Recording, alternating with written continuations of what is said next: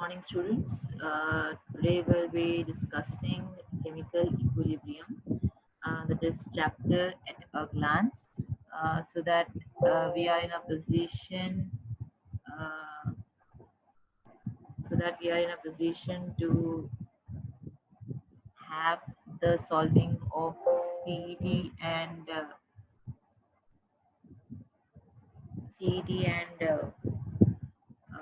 NEET questions properly. So let us begin with the discussion of the chapter. So let us first talk about equilibrium. Equilibrium is a state of process in which the properties like temperature, pressure, and concentration, etc., of the system do not show any change with passage of time. That is, there is no change in temperature, pressure, and concentration as the time passes. In all processes which attain equilibrium, two opposing processes are involved. Equilibrium is attained when the rates of two opposing processes become equal. If opposing forces involve only physical changes, the equilibria is called as physical equilibria. If the opposing processes are chemical reactions, the equilibrium is called as chemical equilibrium. Let us first discuss about physical equilibrium. Physical equilibrium, we can have solid liquid equilibrium, that is H2O solid to H2O liquid, that is ice to water. Liquid gas equilibrium, that is liquid to gas, that is water to water vapor. And solid solution equilibrium, that is salt in a solution. And gas solution equilibrium, that is carbon dioxide in a carbon dioxide solution.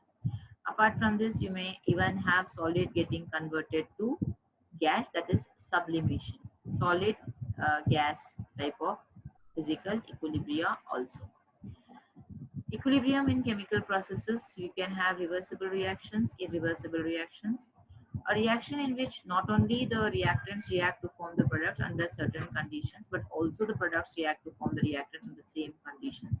They are said to be as reversible.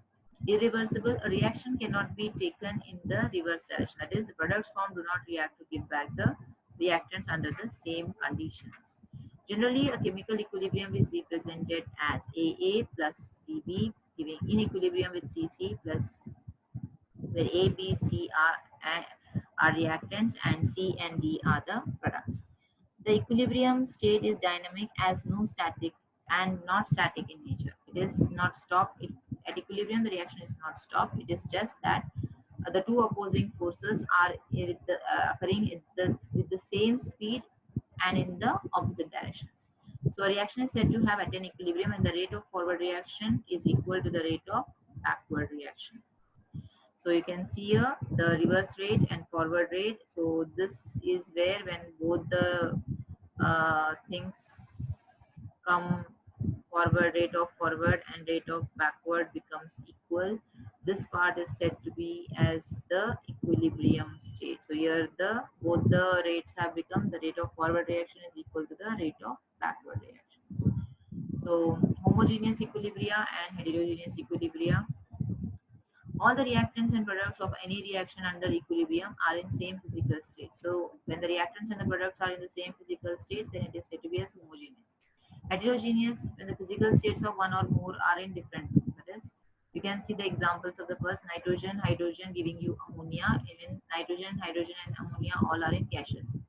The second state, sodium bicarbonate giving you sodium carbonate plus carbon dioxide and water, where sodium carbonate is solid, sodium carbonate is solid, carbon dioxide is a gas, and water is a liquid. So all are in more than one physical state, that is solid with liquid. Characteristics of equilibrium state. So it can be attained only if the reversible reaction is carried out in a closed vessel. That is, equilibrium condition is obtained only in closed vessel. It is not obtained in open vessels. It can be attained from either side of the reaction. Either you can take the reactants first to give you the product, or the product first to give the reactants back. So equilibrium will be in the same position. A catalyst can hasten the approach of the equilibrium but does not alter the state of equilibrium. A catalyst may make the equilibrium to attain faster, but it will not affect the position of the equilibrium. It is a dynamic in nature, that is, reaction does not stop, but both the forward and backward reactions occur in the same, it is equal speed. Change of pressure, concentration, or temperature favors one of the reaction forward or backward, resulting in the shift of equilibrium point in one direction. So now the next is law of mass action and equilibrium constant. The rate at which a substance reacts is directly proportional to its active mass, and rate of the chemical reaction is directly proportional to product of active mass of reactants of each raised to their power equal to the corresponding stoichiometric coefficient appearing in the balanced chemical equation. So here you can see forward reaction for a reaction AA plus BB giving you CC. So rate of reaction is proportional to molar concentration of A raised to A molar into molar concentration of B raised to B. Or rate of the reaction is equal to K into molar concentration of A raised to A molar concentration of B raised to B, where K is the rate constant or velocity constant of the reaction at that temperature. Applying law of mass action for general reversible reaction. So when you apply the law of mass action for general chemical equation, we get a equation that is Kf by Kb, that is rate of forward reaction by rate of backward reaction is equal to Kc, that is equilibrium constant in terms of molar concentration, which is equal to the ratio of product of molar concentration of the product to the ratio of molar product of molar concentration of the reactants. So if a reaction is reversed, so at that time we can write the expression here as Kf is equal to 1 by Kb. So this is how when we are writing. So characteristic of equilibrium constant, its value depends upon temperature and it is independent of concentration of reactants and products with which we start reaction. It is independent of the concentration, it is depending on temperature. If the reaction reverses, the value of K also gets reversed. For example, if the value of forward reaction is 4, then the reverse reaction will be 1 by 4. If the whole reaction is divided by 2, then the K also gets root of 2. If the whole is multiplied by 2, then it is raised to the power of 2. So you can say that whenever we are having whatever the things, either we are multiplying by an integer or dividing by an integer, we write it as the value of K as K raised to n. So that is how we are writing here, K raised to n, or if we are dividing, we write it as K raised to 1 by n. Whatever number you are dividing, you're taking that root, and if you are multiplying, then you are taking its power. If K is the reaction, if it is more than one step, then the value of K for the complete reaction, K will be the product of all the K's of different steps. So that is one of the important thing to be remembered. So it will be the multiplication of different steps. Okay. So now relationship between Kp and Kc. So Kp is the equilibrium constant in terms of partial pressure. Kc is the equilibrium constant in terms of molar concentration. So both are related as Kp is equal to Kc RT raised to delta n. Depending on the value of delta n, we can write the values of Kp and Kc. So here for the some examples I have taken. Here the value of delta n is equal to 1 minus 2, that is minus 1. So therefore Kp is equal to Kc raised to Rt minus 1. That means Kp is less than Kc for the first equation. Then the second equation 2 minus 2, so it Kp delta n is equal to 0. Here it is minus 1 and here it is 0. So when it is 0, at that time Kp is equal to Kc. In the third equation 2 minus 2 minus 4, so again minus 2. So what we can say, if delta n has a negative value, if delta n has a negative value, Kp will be less than Kc. If delta n has a zero value, then we can say here as Kp will be equal to Kc. If delta n has a positive value, if delta n has a positive value, at that time we can say as Kp is greater than Kc. So these are how we are relating Kp and Kc over here. We are relating Kp and Kc over here. So some examples I have shown you here. Writing the equilibrium constant expressions here. I have taken some homogeneous equilibria. So I have taken 2O2 gas, giving you 3O2 gas. So the equilibrium expression for this will be molar concentration of O2 raised to cube by molar concentration of O2 raised to square. So here all are gaseous, so all have to be included. So whenever, remember that whenever we are writing the expression for Kp or Kc, only gaseous or aqueous solutions have to be considered. Either gaseous or aqueous are to be considered for writing the expression for KCO. So as here gaseous and aqueous are there, so I have considered everything when I am writing the expression for KC. In case if I have other states of matter like solids and liquids, so we are not going to write that. For example, in this first equilibrium, that is carbon dioxide, hydrogen, carbon monoxide, and water, water is in liquid state. So when I'm writing the expression for Kc, I'm neglecting water. I'm not writing water because it is in liquid state, it is to be neglected out.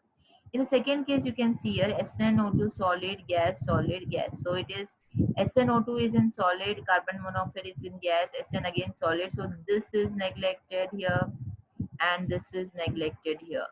So I'm going to take only carbon monoxide and carbon dioxide. So my expression for Kc will be in terms of only the gaseous. Solids are to be neglected. So whenever I'm writing the expression for Kc or Kp, I'll not be considering liquids and solids. I'll be considering only gaseous or aqueous solutions. Applications of equilibrium constants, what is how it is helpful for us. So prediction of extent of the reaction, the magnitude of equilibrium constant tells us about the extent to which the reactants are converted into the products before the equilibrium is attained. Larger the value of K, greater is the extent to which the reactants are converted into products. On the other hand, if the value of K is small, it indicates that equilibrium is mainly in favor of reactants and that only a small fraction of the reactants are converted into products. For our convenience, we can just make a note here. If Kc value is 10 to the power of 3, products are dominating, that is Kc value is large, and the reaction is nearly proceeding to completion. In the second case, you can see a Kc value is 10 to the power of minus 3. That means a very small Kc value. That is, Kc value is small. That means the reaction is just hardly. It cannot proceed hardly. It just started. If it ranges between these two values, that is, if it is ranging between 10 to the power of minus 3 to 10 to the power of 3, that means it is in the equilibrium state. That the reaction is in equilibrium. So that is how we predict the extent of the reaction. So you can see a very small value of Kc, reactions hardly proceed. If the value is in between 10 to the power of minus 3 and 10 to the power of minus 3 and 10 to the power of plus 3, then it is at equilibrium. And if it very that is more than 10 to the power of minus 3, then the reactions are proceeding to completion. So that is how we are judging the things out. Predicting the direction of the reaction. So we can predict the direction of the reaction also.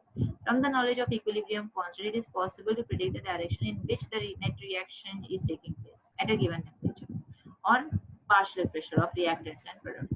For the given concentration, the concentration coefficient Qc for a reaction is calculated.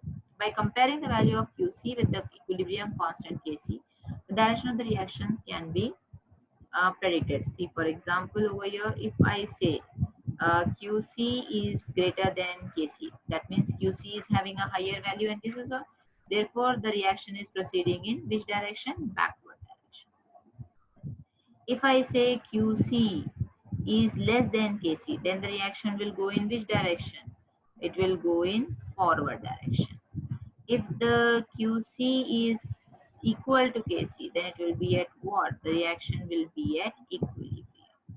So in this way, we can say the explain the direction of the reaction depending on the values of Kc. So you can see over here, if Kc value is higher than Qc value, that is Qc value is less than Kc, then the equilibrium will be shifted in which direction? It will be going to forward direction. If both are then it is in what? It is in equilibrium state. If QC is greater than KC, then where it is the equilibrium? It will be going in backward direction. So that is how we can predict the direction of the reaction also with the help of equilibrium constant. Calculation of equilibrium concentration and equilibrium pressures. If the equilibrium concentration of various reactants and products are known in a reaction, the equilibrium constant can be calculated. On the other hand, if the equilibrium constant is known, the equilibrium concentrations can be calculated. If you know the value of equilibrium constant, you can calculate the molar concentrations. If you know the concentration, then you can calculate the equilibrium constant. So the next is Le Chatelier's principle. Le Chatelier's principle, what it is saying, if a dynamic equilibrium is disturbed by changing the conditions, the position of equilibrium moves to counteract the change. For example, if you're applying any change to the equilibrium, like change in pressure, change in concentration, change in temperature, the equilibrium will shift in such a way to nullify the effect of that change, so that its position is unaltered. So now let us discuss the effect of concentration on the equilibrium. In general, we can just generalize that on increasing the concentration of the reactants. If you increase the concentration of the reactants, then the equilibrium will be shifted towards the right hand side and forward direction reaction will be taking place. If you decrease the concentration of the reactants, it is very clear that backward reaction will take place and the equilibrium will shift towards your left hand side. This is a basic thing. Increasing the reactants forward, decreasing the reactants backward. Similarly, when you increase the concentration of the products backward, and equilibrium will shift towards left hand side. And if you decrease the concentration of the product, equilibrium will shift towards right hand side, that is forward direction will take place. So this is the effect of concentration on the equilibrium. Now let us talk about the pressure, volume, or the inert gas. So when we talk about inert gas or the gases, we talk about delta N. So basically it is very important to know the effect of pressure by knowing the value of delta N. If delta N is 0 for a particular reaction, then pressure will have no effect on that particular equilibrium. If delta N is positive, if delta N, if it is positive, so what happens? Increase of pressure will decrease the formation of the product. Increase of pressure will decrease the formation of the product. That means increase of pressure will favor backward reaction. Forward reaction is not favored. That means equilibrium is shifted towards left hand side. Decreasing the pressure will favor the formation of the product. That is forward reaction takes place and the equilibrium is shifted towards right hand side. When we talk about delta N is negative, when delta N is negative, increase in pressure will favor forward direction reaction and the equilibrium will be shifted towards right hand side. Decrease in pressure will shift the equilibrium towards left hand side and the backward direction reaction will take place. So this is how we talk about the pressure here.